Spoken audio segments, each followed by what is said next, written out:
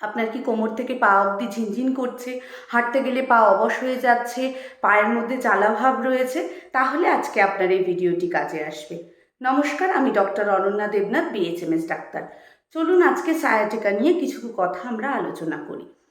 Sciatica কথাটি এসছে আমাদের শরীরের যে লংগেস্ট নার্ভ, সায়াটিক নার্ভ, তার থেকে। সায়াটিক নার্ভের উৎপত্তি হয় আমাদের L4 থেকে H3 ভার্টিব্রার মধ্যে যে নার্ভ রুটগুলো রয়েছে সেগুলো সংযুক্ত হয়ে আমাদের কোমর থেকে হিপ জয়েন্ট হয়ে পা অবধি এই নার্ভটা চলে যায়।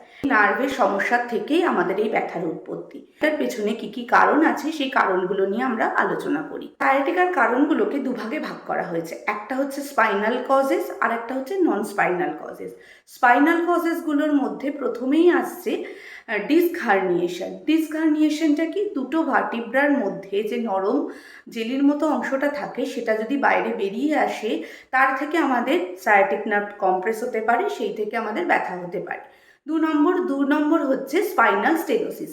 স্পাইনাল স্টেনোসিসটা কি, স্পাইনাল ক্যানেলটা যখন খুব সরু হয়ে যায় তখন আমাদের সায়াটিক নার্ভ কম্প্রেস হয়ে যায়। স্পাইনাল ক্যানেল সরু হতে পারে যদি ওর মধ্যে আমাদের টিউমার, সিস্ট বা কোনো ইনজুরি হয় তার থেকে। নম্বর হচ্ছে স্পন্ডাইলোলিস্থেসিয়াসিস। এটা কি, এটা হচ্ছে আমাদের মেরুদণ্ডের যে হাড় রয়েছে স্থানচ্যুতি ঘটে যদি সামনের দিকে এগিয়ে এসে নিচের হাড়ের উপরে উঠে যায়, তখন আমাদের নার্ভ কম্প্রেসড হতে পারে, তার থেকে ব্যথা আসতে পারে।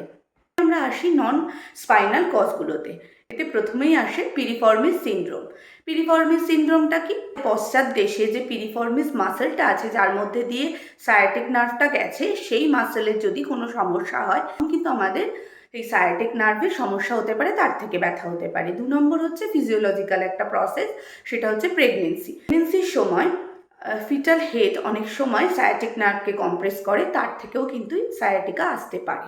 এর লক্ষণগুলো কী কী বা কী কী সিমটমস থাকলে আপনারা বুঝবেন যে আপনার সায়াটিকা হয়েছে। এক নম্বর হচ্ছে কোমর থেকে পা অবধি ঝিনঝিন করবে, অবশ ভাব থাকবে, প্রচণ্ড একটা জ্বালা ভাব থাকবে এবং একটা পায়ে দুর্বলতা থাকবে। এছাড়া এর ব্যথাগুলো বাড়তে পারে বসে থাকার সময় বা আপনি যদি সামনে ঝোঁকেন সেই সময়। এই ব্যথাগুলো কখনো ফেলে রাখবেন না, অবশ্যই কোনো ডাক্তারের পরামর্শ অনুযায়ী ওষুধ নেবেন বা কিছু এক্সারসাইজ করবেন, তবেই কিন্তু আপনারা এই সায়াটিকা থেকে মুক্তি পেতে পারেন। হোমিওপ্যাথিতে খুব ভালো কিছু ওষুধ রয়েছে, হোমিওপ্যাথিক ট্রিটমেন্টের মাধ্যমে আপনারা সায়াটিকা সারিয়ে নিতে পারেন। আপনারা যদি হোমিওপ্যাথিক ট্রিটমেন্ট নিতে চান তাহলে এই স্ক্রিনে দেওয়া নাম্বারে যোগাযোগ করতে পারেন। অনন্যাস হোমিও ক্লিনিকে অফলাইন এবং অনলাইন দুটো কনসালটেশনই অ্যাভেলেবেল।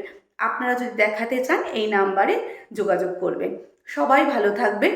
নমস্কার।